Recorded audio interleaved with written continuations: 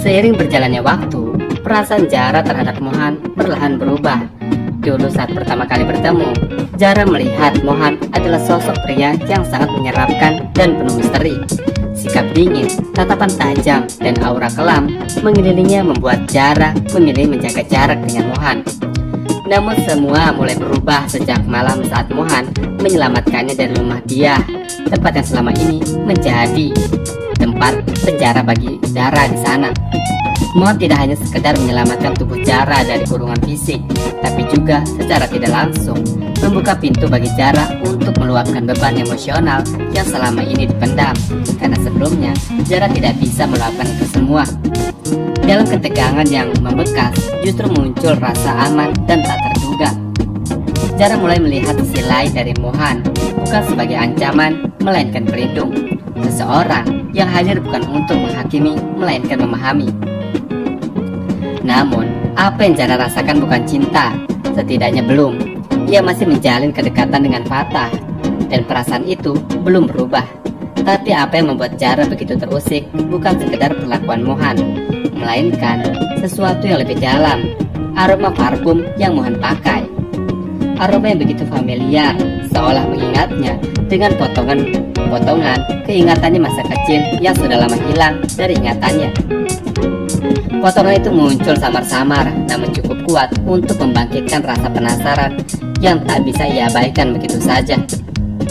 Zara mulai bertanya-tanya di dalam hatinya, mungkinkah ini bukan sekedar kebetulan? Mungkinkah Mohan adalah seseorang dari masa lalunya?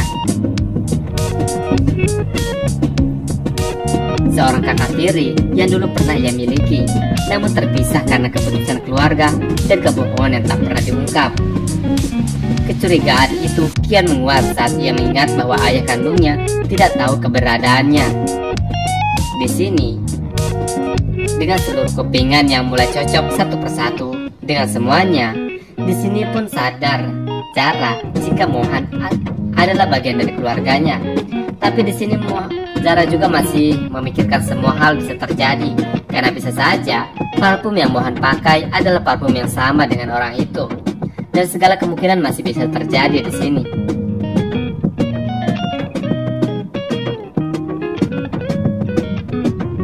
Di sisi lain, Mohan juga mulai merasakan sesuatu yang tidak biasa. Bukan hanya karena rasa bersalah yang terus menghantui atas apa yang menimpa Raisa, tapi juga karena sikap Zara yang perlahan berubah. Mohan yang biasanya tenang tak banyak bicara, mulai menyadari bahwa Zara bukanlah sosok asing baginya. Ada sesuatu dalam diri gadis itu, tatapannya, cara bicaranya, bahkan kebiasaan-kebiasaan kecil yang terasa begitu familiar. Seolah Mohan pernah mengenalnya jauh sebelum ini semua terjadi. Seiring waktu kehadiran itu semakin terasa saat Zara menunjukkan perhatian yang berbeda kepadanya. Bukan semata-mata karena rasa kasihan atau kepedulian biasa. Zara mulai sering berada di dekatnya dan begitu perhatian. Menanyakan kabar, memastikan Mohan tidak sendirian dalam keterpurukan. Bahkan kadang tanpa sadar memberikan dukungan yang tanpa begitu hangat di saat Mohan merasa paling rapuh. Semua perhatian itu tidak membuat Mohan marah, justru membuatnya bingung.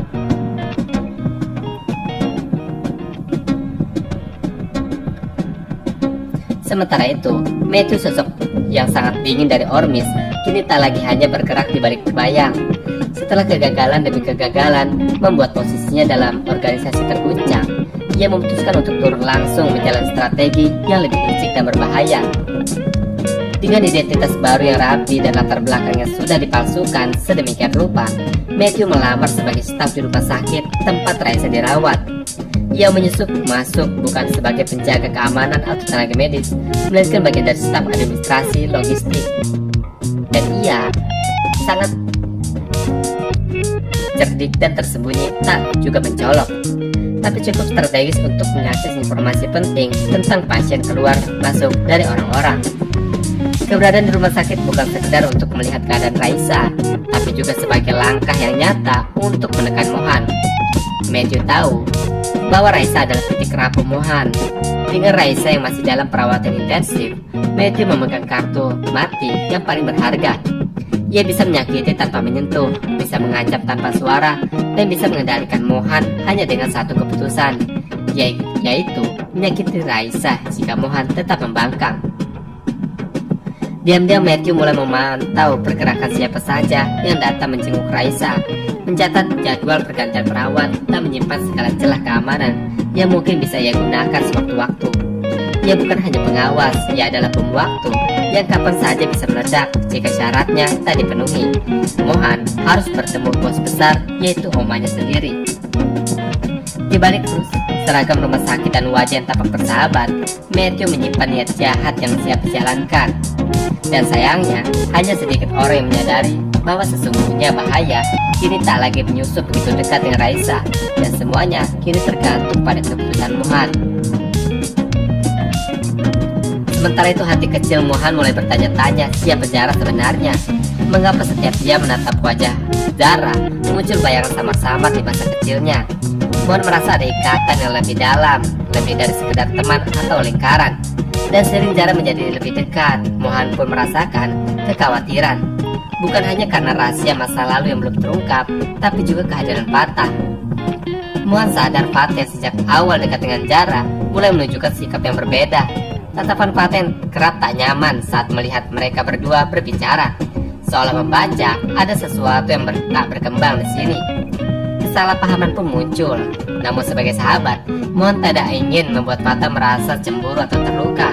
Ia memilih menahan segala keraguan dan rasa penasaran itu muncul karena saat ini semua orang sedang terluka dan tak ingin menjadi penyebab luka lainnya.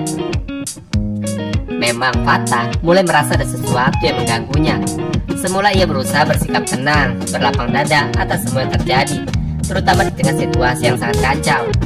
Namun semakin hari, hatinya semakin dipenuhi oleh kegelisahan yang sangat sulit diabaikan begitu saja, terutama soal hubungan antara Zara dan Mohan. Di sini Fatah sudah menanyakan langsung kepada Zara tentang apa yang sebenarnya terjadi. Namun di sini ia tidak bertanya tentang nada marah atau curiga, tapi lebih karena dorongan hati yang resah. Di sini Zara akhirnya menjawab jika ia tidak bisa membohongi rasanya kepada Mohan. Tetapi ia pun tidak bisa memastikan perasaan itu apa. Tidak cinta, tidak juga sekedar kasihan. Zara mengaku hanya merasakan seperti mengenal Mohan sejak lama, namun tidak tahu dari mana semua itu berasal. Jawaban itu justru menambah keraguan dan kekhawatiran dalam diri Fatah. Ia percaya pada Zara, tapi bukan berarti hatinya bisa tenang begitu saja. Sebab Fatah tahu perasaan manusia bisa timbul begitu saja. Dan kedekatan yang terlalu intens bisa menumbuhkan benih yang tidak bisa diinginkan.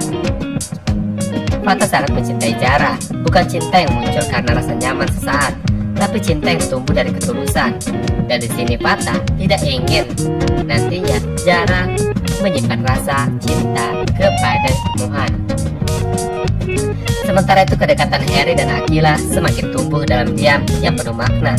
Dalam keseharian sering mereka habiskan bersama-sama, menyelidiki jejak Ormis, menjaga orang-orang yang mereka sayangi, atau hanya sekedar duduk berdiskusi di teras kafe. Muncul rasa saling percaya tak bisa dipaksakan. Akila yang biasanya ceroboh, keras kepala, dan tertutup, perlahan mulai membuka pintu hatinya kepada Harry. Dan Harry yang selama ini menjaga jarak karena tanggung jawab dan bahaya yang mengintai, mulai melihat Akila bukan hanya sebagai sosok yang harus dilindungi, tapi juga seseorang yang sangat penting. Di sini Akila akhirnya memberanikan diri mengungkapkan rahasia yang selama ini ia simpan rapat-rapat.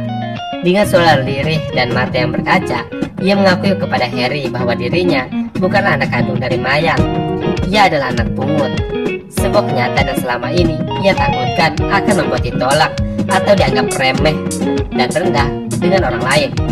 Akila merasa beban itu semakin berat seiring bertambahnya konflik dan tekanan dari awal. Namun reaksi Harry sungguh luar biasa dugaan dengan Akila. Tidak ada keterkejutan, tidak ada rasa iba, apalagi penilaian.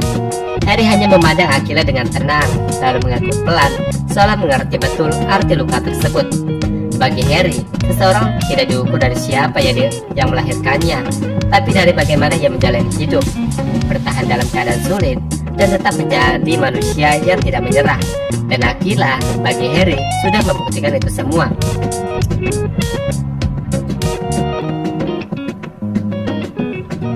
Dan dalam diam, di sini Harry menyimpan rasa respect kepada Aquila. Ia tahu keberanian untuk membuka luka masa lalu bukan hal yang mudah. Dan justru dari sanalah ia semakin yakin bahwa Aquila memiliki kekuatan yang luar biasa dan cocok menjadi orang yang mengerti teknologi dan menjadi hacker nantinya.